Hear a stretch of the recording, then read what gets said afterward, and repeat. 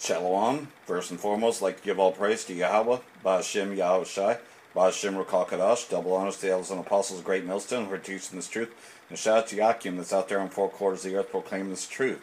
Going into cities that may not always be safe to go into, as we know we're in the midst of Babylon the Great being destroyed, and that hour will cometh quickly when no one expects it, as he gathers his mountain of troops to fight against the Most High, and within that hour, America, Babylon the Great, will be destroyed. But going to try to get some updated footage on the Carr fire here, as I'm on Placer Road area, and so I was close to getting evacuated, but I was, one of the ones down from the hill. But here's some footage from this morning.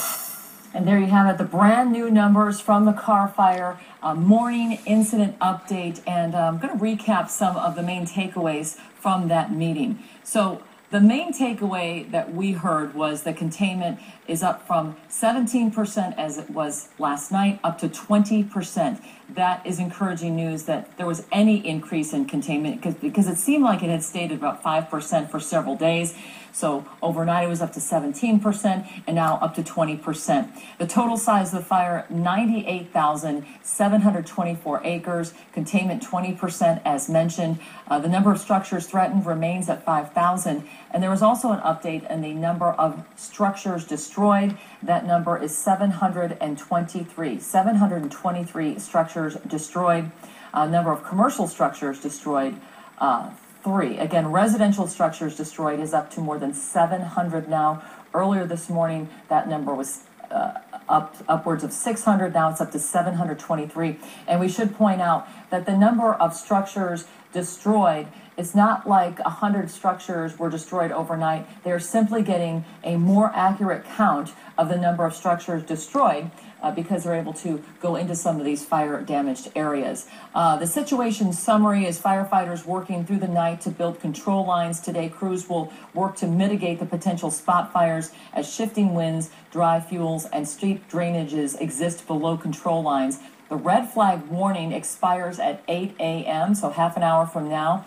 Damage assessment will continue as follows. And another important takeaway we were noticing on the fire map, and we're going to get to the new map as soon as we can get a readable version of that. But the new fire map that they were explaining at that briefing showed that there was increased containment on the southeast side of the fire, so in other words, the Placer area.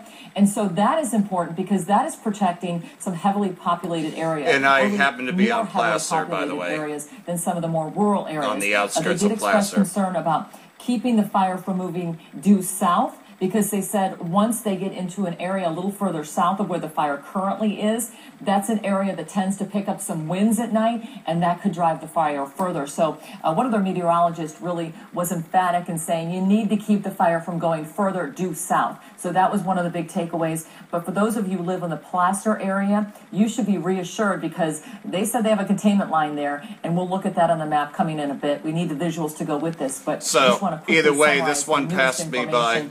As we know, the Most High is also protecting Hawaii. So to all you that were concerned about now, our team of reporters has been out Great and Millstone about camp here in Reading. In the fire zone. I'm all right. I'm on the Placer side, so I will be talking to everyone soon. Shalom and Barakatah. She said the Veterans Memorial Bridge is still standing.